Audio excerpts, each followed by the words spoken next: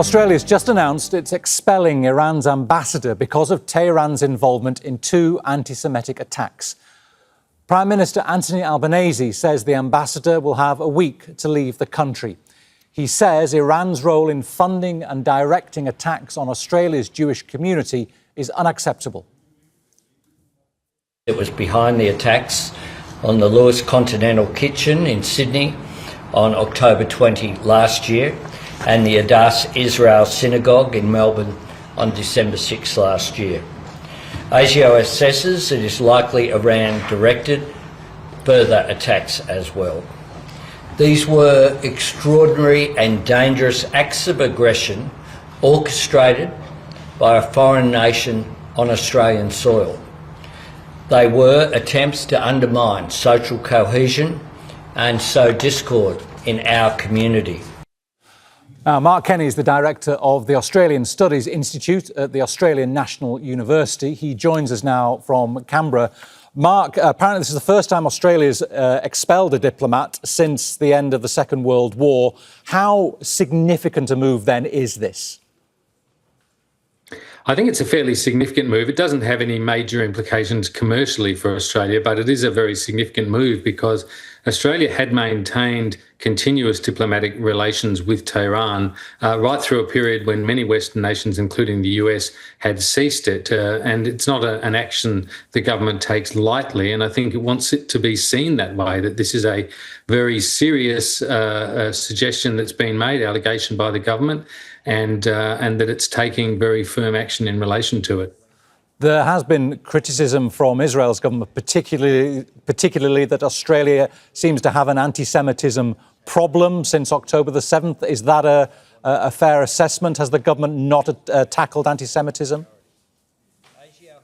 Well, I think the government's tackled anti-Semitism and been very strong in condemning anti-Semitism, but there is no doubt a strain of anti-Semitism in the community, in some elements of the community. That's the case across many nations.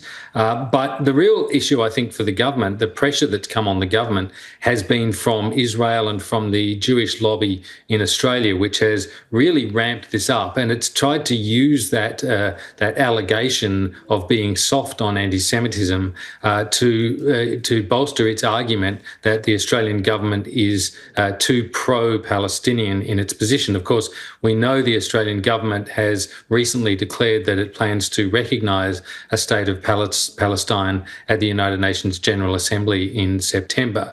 This has caused some degree of outrage and some pretty heated sort of comments from Bibi Netanyahu in relation to Anthony Albanese personally, calling him weak and so forth. So I suspect there's an element of Australia wanting to appear very tough and forthright here, which is not to underplay the significance of this intelligence finding that's been given to the government by its chief agency. It's taking it seriously, and we see that action today.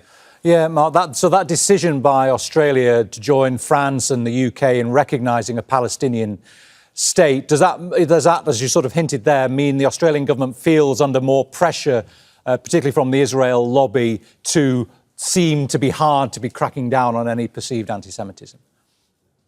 Well, I think that's right, Bernard. I think that there's been quite a lot of pressure, and it hasn't even been subtle. Bibi Netanyahu has done an interview with Australian media, with a very kind of cooperative media, I might just say, in Australia, wherein he has branded Anthony Albanese as weak and the government as essentially rewarding Hamas for the October 7 attacks.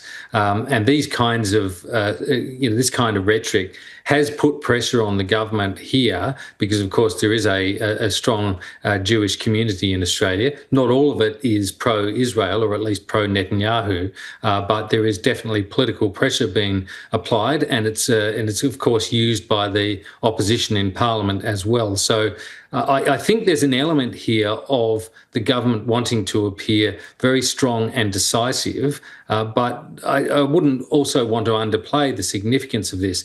If that intelligence is right, then the fact of a state actor orchestrating what are effectively terrorist attacks in Australia is a very serious matter, and any government is going to respond forthrightly to that. So just lastly then, on that decision to legislate the IRGC as a terrorist organisation, how will that affect how Australia prosecutes its crackdown on the Iranians in activities in Australia? Well, I guess it means that ASIO, the principal domestic security agency, is very much enmeshed in this, has been on the case, and nominating this body as a terrorist organisation just makes it, it brings it up the priority list and makes it more front of mind. I'm not sure that it's going to have, in material terms, any particular effect on the ground, save for the fact that expelling the diplomats and effectively truncating relations between the two countries would make it much harder for Iranian actors to undertake any sort of activity without being detected. OK, Mark Kenny from the Australia National University in Canberra, thanks very much for talking to us. Thank you. Don't miss out. Get the full picture. Subscribe to Al Jazeera for reliable news, expert insight. Like, share, stay ahead.